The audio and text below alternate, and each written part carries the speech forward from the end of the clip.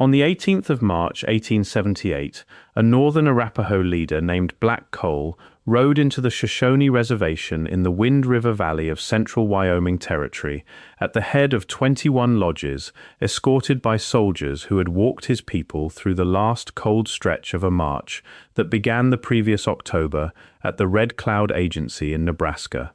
Behind him came roughly 950 Arapaho men, women, and children, the remainder of a nation that 4 years earlier had still been at war with the very people whose reservation they were now entering.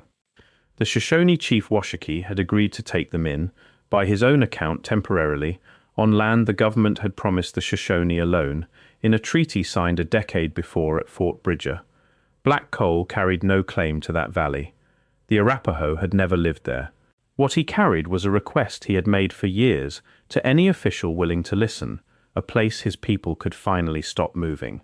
That valley sits under the Wind River Range, a wall of granite that climbs past 13,000 feet along the Continental Divide, holding snow through most of the year, even in a country where summer heat on the sagebrush flats below can reach the high 90s.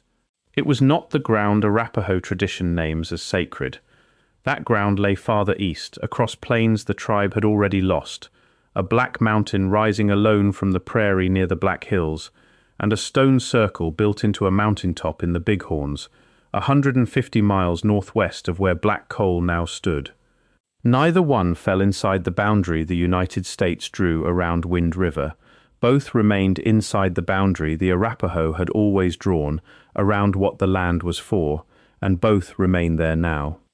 If you're enjoying this story so far, don't forget to hit the like button and subscribe. Drop a comment telling me where in the world you're watching from. I love hearing from you. The mountain near the Black Hills rises northeast of them by itself, a laccolith formed roughly 50 million years ago when magma pushed up under the Earth's crust and cooled there without ever reaching the surface. Wind and water spent the millions of years since stripping away everything softer around it, leaving an isolated peak that climbs about 1,200 feet above the surrounding prairie to an elevation of roughly 4,400 feet. The Lakota call it Mato Paha, Bear Mountain, for the shape it holds from certain angles.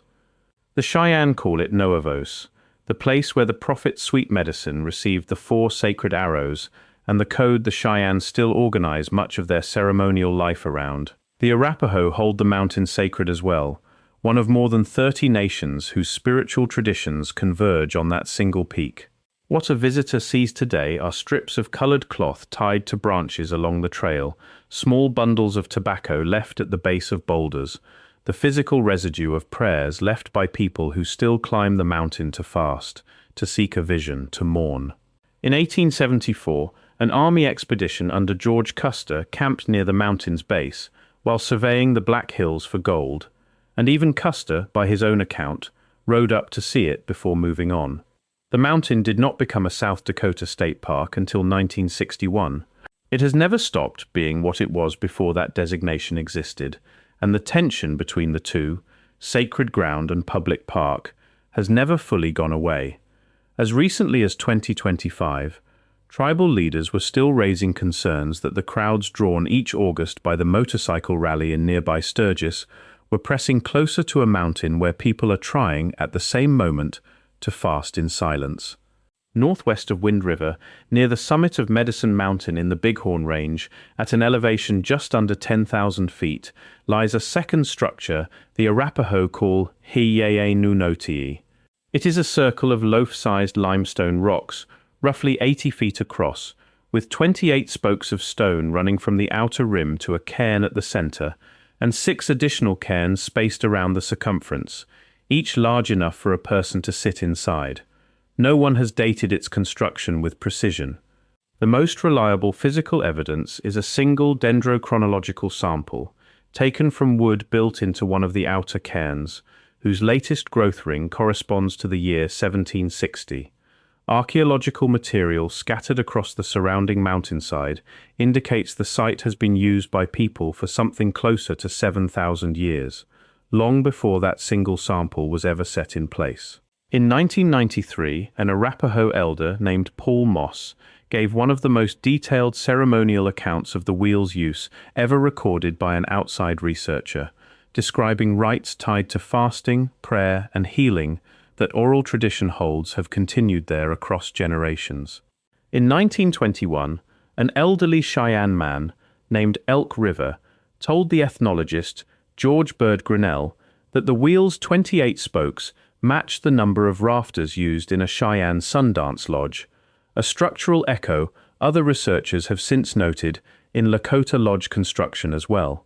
What the wheel is for cannot be reduced to one answer, because it was never built to serve one nation. Crow, Cheyenne, Lakota, Shoshone, Blackfeet, and Arapaho people have all used the site, and the tribes involved have managed for centuries to hold that overlap without needing to resolve it into anything simpler.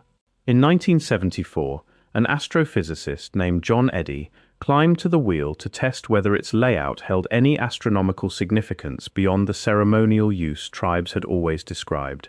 He found that sightlines between specific cairns aligned with the point on the horizon where the sun rises at the summer solstice, and with the heliacal risings of three bright stars, Sirius, Aldebaran, and Rigel, each of which would have appeared in sequence in the weeks leading up to that solstice during the centuries when the wheel is believed to have been built. Eddy's findings did not surprise the tribes who had continued using the site. They confirmed, in the language of astronomy, a relationship between the mountain and the calendar that Crow, Cheyenne, and Arapaho ceremonial practice had never treated as a discovery in the first place. The people who hold those two mountains sacred did not originate on the plains. Arapaho oral tradition describes a migration from the northeast, a crossing of a great frozen river some generations back, that most scholars associate with the Missouri, after which the tribe abandoned whatever farming tradition it had once practiced and moved fully into a nomadic economy built around the bison.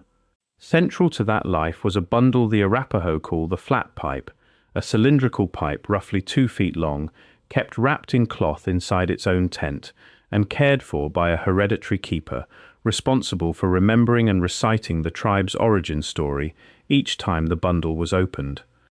The southern Arapaho, who eventually settled apart from their northern relatives, kept a related bundle called the Sacred Wheel. Neither bundle was created for display. Both were created to be maintained, generation after generation, by people whose names never appear in any federal record, because the federal record was never who they were keeping it for. By the early 1860s, the Arapaho, who ranged the Front Range of Colorado and the plains east of it, had a diplomat among them named Niwot, known to English speakers as Left Hand, who spent years trying to convince his people that peaceful coexistence with the wave of gold prospectors moving into their territory was possible. Niwot had welcomed prospectors camped in what is now Boulder back in 1858. He returned white hostages taken in raids elsewhere, protested his people's treatment in the pages of the Rocky Mountain News, and on one occasion climbed onto a Denver stage after a theatrical performance to address the audience directly about his people's peaceful intentions. In September 1864, Niwot and other Cheyenne and Arapaho leaders met with territorial officials at Camp Weld outside Denver in an attempt to formalize that peace. 2 months later, Colorado's territorial governor, John Evans, instructed native people who considered themselves friendly to the United States to gather near Fort Lyon, and Niwot moved his band there, along with Cheyenne chiefs Black Kettle and White Antelope, camping on a shallow, sandy stretch of Big Sandy Creek, in what officials had told them was a place of safety. On the morning of November 29, 1864, Colonel John Chivington led roughly 675 Colorado volunteer troops in a surprise attack on that camp. By the end of the day, more than 150 of the nearly 750 Cheyenne and Arapaho people gathered there were dead, most of them women, children, and the elderly. Niwot was among them, along with 4 other Arapaho chiefs. Cheyenne Chief White Antelope, 75 years old, reportedly stood in front of his lodge as the attack began and sang the song he had prepared for his own death, rather than run, and was killed where he stood. Black Kettle survived, though the American flag and white flag of truce he had raised over his lodge, on the advice of army officers themselves, did nothing to stop the attack. A junior officer named Silas Sole refused to order his company to fire and later testified against Chivington in the military investigation that followed. Soldiers returning to Denver paraded human remains through the streets as trophies of the campaign. A congressional inquiry ultimately condemned the attack in strong terms, and Chivington resigned his commission before he could face court-martial, but no one was ever criminally prosecuted for what happened at Sand Creek. Black Cole was not at Sand Creek. He was a younger man by then, already earning a reputation as a warrior in the Powder River country to the north, where he fought at the Battle of Platte River Bridge in 1865, and that December of 1866, alongside Lakota forces near Fort Phil Kearny. But the massacre reshaped what men of his generation understood was possible whenever Native people accepted a federal promise of safety, and it shadowed every negotiation Black Cole conducted for the rest of his life. In 1868, he signed the Treaty of Fort Laramie alongside fellow chiefs Sharpnose and Sorrel Horse, an agreement that granted the Arapaho hunting rights north of the North Platte River for as long as game remained, but assigned them no reservation of their own. For a decade, the Northern Arapaho lived inside the gap that treaty left open, moving between the Powder River country, the Red Cloud Agency, and the shrinking Buffalo Range, allied at times with Lakota and Cheyenne bands, and in 1874, standing apart from them, when Black Cole refused to join a joint Lakota and Cheyenne attack on the Shoshone in the Wind River Basin. That refusal widened the split between the Arapaho and their former allies, and it was the decision that eventually made peace with the Shoshone possible at all. In 1876, Black Cole traveled south to visit the Southern Arapaho in Indian Territory, hoping to find land his people might settle on there instead, and returned describing the country as unsuited to farming and, in his own word, sickly. The following year, he and Sharpnose traveled to Washington to press their case directly with President Rutherford B. Hayes, joined at points in the negotiation by another Arapaho leader, Chief Friday. Within months, the government had secured Washaki's agreement to receive the Arapaho at Wind River. By the winter of 1877, the tribe was already moving toward Wyoming, issued 155 head of cattle at Red Cloud Agency to sustain them on the journey. They left on October 31st, reached Fort Fetterman on the North Platte by November 13th, and had killed and eaten every one of those cattle within 5 more days. General George Crook authorized an issue of guns and ammunition so the men could hunt instead. The column wintered near the confluence of the Sweetwater and North Platte, in the country around Independence Rock, before completing the final march to Wind River in March of 1878. 5 years after that arrival, the federal government moved to eliminate the ceremonial life the Arapaho had carried with them into the valley. In a letter dated December 2, 1882, Secretary of the Interior Henry Teller described the sun dance and similar ceremonies as a hindrance to what he called the civilization of the Indians, and called on agents to compel their discontinuance by force if necessary.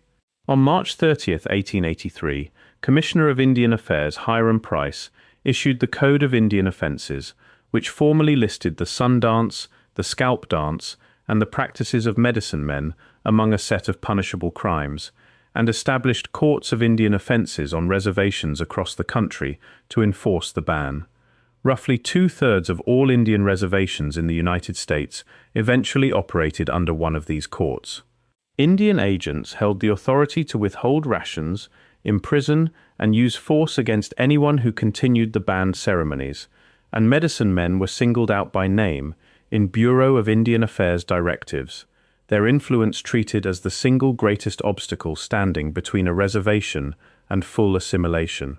The judges who presided over these courts were themselves native men, appointed by the reservation's federal agent and answerable to him, a structure designed to make enforcement resemble self-governance while keeping every actual decision under agency control. The ban did not end the sun dance among the Arapaho. It drove it into smaller gatherings, held with more caution about who was watching, sustained by people who had every reason, given what visibility had already cost their parents' generation, to be careful about what they let outsiders see. Additional restrictions followed in 1895, when new policy on the reservation went further still, limiting Arapaho gatherings, banning the sharing of rations with families in need, and requiring approval for marriages within the tribe. The code stayed in force, in various forms, until 1934, when a new Commissioner of Indian Affairs named John Collier issued a circular stating that no interference with Indian religious life would any longer be tolerated. 51 years passed between the regulation that made Arapaho ceremony a federal offense and the memorandum that formally reversed it. The suppression of ceremony ran alongside a second policy that Black Cole, notably, had himself requested. In 1878, the same year his people arrived at Wind River, Black Cole told federal officials, in a statement the agency recorded, that his people wanted a good schoolhouse and a good man to teach our children to read the language of the white settlers around them, so they might grow up as capable as any child raised outside the reservation. In May 1884, a Jesuit priest named John Jutes reached Black Cole's camp near the forks of the Wind and Little Wind rivers, on ground the chief himself had selected, and began building a 4-room mission house that would grow into St. Stephen's Indian Mission, a boarding school run first by Jesuit priests and later by Franciscan sisters. By 1888, 90 children were enrolled there. A separate mission, run by the Episcopal Church under a Welsh minister named John Roberts, had already been established at Fort Washakie to serve mostly Shoshone children, a division that mirrored the reservation's larger split between two nations sharing one boundary. St. Stephen's continued operating as a boarding school until 1939, when it converted to a day school that let Arapaho children sleep at home. It became a high school in 1957, and in 1975, after decades run first by Jesuit priests and later by Bureau of Indian Affairs administrators, control passed to an Arapaho-led school board, a shift Black Cole could not have anticipated when he chose the ground for it in 1884. What Black Cole could not have fully weighed, and what the government did not disclose in the language it used to recruit children for education, was how many Arapaho and Shoshone students would be sent not to St. Stephen's or Fort Washakie, but far east, to the Carlisle Indian Industrial School in Pennsylvania. Founded in 1879 by a former Army officer named Richard Henry Pratt, Carlisle operated on a philosophy Pratt described in his own writing as an effort to kill the Indian in him and save the man. Students there were forbidden to speak their own languages, had their hair cut, were dressed in military-style uniforms, and were assigned new English names to replace the ones their families had given them. Enrollment was not always voluntary. Agents held real leverage, including the withholding of rations, over families who resisted sending their children east. In early March 1881, 3 Arapaho boys left the Wind River Reservation by train for Carlisle. Little Chief was 14, the son of Chief Sharpnose. Horse was 11, the son of a man named Eagleman. Little Plume was 9, the son of Chief Friday. School policy required new names. Little Chief became Dickens Knorr. Horse became Horace Washington. Little Plume became Hayes Vanderbilt Friday. Within 2 years, all 3 boys were dead, among the casualties of the tuberculosis, measles, and influenza that moved through the crowded dormitories at a rate the school's own leadership acknowledged in its early reports. They were buried in the school cemetery in Pennsylvania, more than 1,700 miles from the valley their fathers had marched into 6 years before, hoping to secure exactly this generation's future. They were not alone in that. In 1881, the Federal Superintendent of Indian Education reported that 10 of the first 49 students brought to Carlisle had already died, a figure some researchers now believe understated the actual toll. Close to 200 native children from dozens of tribal nations are buried at the Carlisle Cemetery in total, casualties of a policy whose stated purpose was survival through assimilation, and whose physical result for 3 Wind River families was 3 small graves a continent away from home. If you're hooked on this story, make sure to subscribe and turn on notifications so you never miss an upload. Your support means everything and helps me bring you more emotional stories like this one. Grief on this scale did not make the Arapaho a passive people, and less than a decade after Little Chief, Horse, and Little Plume died at Carlisle, a religious movement swept through Indian country that offered something the boarding schools and the Religious Crimes Code had spent years trying to take away. In 1889, a Paiute man in Nevada named Wovoka experienced a vision during a solar eclipse and a severe fever, in which he was told that a new world was approaching, one in which the buffalo would return and the recently dead would rise. Word of his teaching spread from reservation to reservation, carried home by delegates who traveled to Nevada to see him directly. Among them was a Northern Arapaho man remembered in the historical record as Sitting Bull, not to be confused with the Hunkpapa Lakota leader of the same name, who received an eagle feather from Wovoka himself and carried the new faith back to Wyoming and later to Arapaho, Kiowa, Caddo, and Kickapoo communities on the reservations of what is now Oklahoma. Sitting Bull the Arapaho preached to audiences that sometimes numbered in the thousands, speaking through plain sign language so people from tribes with no shared spoken language could follow him together. By the summer of 1890, ghost dance ceremonies were being held simultaneously in Wyoming, Oklahoma, and Montana, some drawing 7,000 or 8,000 participants at a single gathering.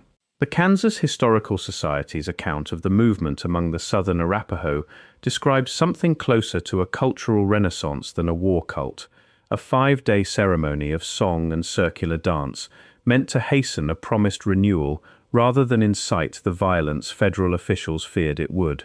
Dancers who entered trance states during the ceremony described seeing deceased relatives in a restored world where the bison still grazed and the old life had never been interrupted. That fear of violence proved fatal elsewhere on the plains. In December 1890, the Lakota ghost dance leader Sitting Bull was killed resisting arrest at Standing Rock, and 2 weeks later, more than 200 Miniconjou Lakota, men, women, and children, were killed by the 7th Cavalry at Wounded Knee. Among the Arapaho, the movement did not end in massacre. It simply lost, over the following decades, the urgency of prophecy as the promised transformation failed to arrive on any fixed date, and by the 1920s what had briefly been the center of Arapaho religious life had become, for many practitioners, closer to a cultural and social gathering than a millennial faith awaiting fulfillment. The physical places at the center of older Arapaho ceremony fared better in the long run than the movements built around them. In 1961, Bear Butte became a South Dakota state park, a designation that protected the mountain from development even as it opened it to a steady stream of tourists, especially during the motorcycle rally each August in nearby Sturgis. Tribal leaders have continued pressing, into the current decade, for greater distance between the rally's noise and the mountain's function as a place of fasting and prayer, a tension the Lakota, Cheyenne, and Arapaho nations, who hold the site sacred, have never fully resolved with the state agency that now manages it. The Bighorn Medicine Wheel received a different kind of protection. In December 2001, a federal judge upheld a historic preservation plan developed jointly by the United States Forest Service and tribal representatives, rejecting a challenge brought by a Wyoming timber company that argued the plan interfered unfairly with logging in the surrounding national forest. Al Addison, then the Northern Arapaho tribal chairman, welcomed the ruling as a rare instance of a federal agency choosing genuine consultation with tribes before making a decision about sacred ground, rather than after. The wheel is now a National Historic Landmark, managed by the Forest Service in coordination with more than a dozen tribal nations, its 28 spokes and 7 cairns unchanged from when Paul Moss described their ceremonial use in 1993, and unchanged, as far as anyone has been able to measure, from long before that. The reservation itself changed shape and name across these same decades. The Dawes Act of 1887 opened Wind River, like reservations across the country, to individual allotment, breaking communal land into scattered private parcels and freeing the remainder for non-native settlement. In 1905, Congress ratified an agreement under which the Eastern Shoshone and Northern Arapaho ceded 1.5 million acres north of the Big Wind River, land tribal leaders at the time argued had been taken on terms neither side had freely agreed to, with payments that arrived late and fell well short of what officials had promised. The reservation carried the Shoshone name alone until 1937, when it was formally renamed Wind River, more than half a century after Arapaho families had first arrived there expecting only a temporary stay. Both nations retain sovereignty today over the roughly 2 million acres that remain, a sovereignty exercised in matters as concrete as the Tribal Game Code adopted in 1984, which has steadily rebuilt wildlife populations that decades of unregulated hunting and habitat loss had reduced. The flat pipe endures in a different way entirely, outside any federal designation, because it was never something the government had the authority to protect or to endanger in the first place. It remains today in the keeping of a Northern Arapaho family, whose responsibility for it passes, as it always has, from one keeper to the next, opened for ceremonies whose content is not recorded in any archive, because it was never meant to be. What can be said publicly about the flat pipe is only what its keepers have chosen to share, and that has always been a deliberate fraction of what the bundle holds. The same 1934 order that lifted the federal ban on the sun dance made it possible, for the first time in half a century, for that ceremony to be held again at Wind River without fear of arrest. It has been held there most years since, on ground within sight of the mission Black Cole asked for, and the mountains he never stopped naming as home. In August 2017, a Northern Arapaho delegation traveled to the grounds of the Army War College in Carlisle, Pennsylvania, where the old school cemetery still sits behind a chain-link fence, to begin the disinterment of Little Chief, Horse, and Little Plume, 136 years after the three boys had left Wind River by train. The effort was led by Yufna Soldier Wolf, a descendant of Chief Sharpnose and a great-niece of Little Chief, who had spent years gathering the affidavits and approvals the army required before it would allow the graves to be opened. When the army opened the grave marked for Little Plume, the remains inside did not match his age or sex. Little Chief and Horse were identified, released to their families, and reburied at Wind River on August 18, 2017. Little Plume's actual grave was located and opened the following year, and he came home to Wyoming in the summer of 2018. The Northern Arapaho, working through their own Tribal Historic Preservation Office, were the first tribal nation to successfully repatriate children from the Carlisle Cemetery. Close to a dozen other nations, among them the Rosebud Sioux, the Oglala Lakota of Pine Ridge, and several Alaska Native communities, have pursued the same process in the years since, following a path the Wind River families opened first. Northern Arapaho elder Crawford White Sr. told reporters at the time that the tribe wanted the full history known plainly, without softening it for anyone's comfort. Jordan Dresser, chair of the Northern Arapaho Business Council, later said that Soldier Wolf's work had cleared the way for every repatriation that followed hers. Black Cole did not live to see any of it. He died on July 10, 1893, at 53, and is buried west of St. Stephen's Mission, on ground not far from the schoolhouse he had asked for 15 years earlier. His gravestone carries a short inscription placed there by his own people, erected by the Northern Arapahoes in honor of a brave and honest man. Sharpnose, who had stood beside him in Washington and signed alongside him at Fort Laramie, led the Arapaho at Wind River for 8 more years and died in 1901, still without formal legal title to the land both men had spent their lives securing for their people, in fact, if not yet in law. The mountain near the Black Hills still rises alone from the prairie, its lower slopes still hung with cloth left by people who climb it to prey. The stone wheel in the Bighorns still holds its 28 spokes to the summer sun, exactly as it has for longer than anyone has been able to measure with any precision.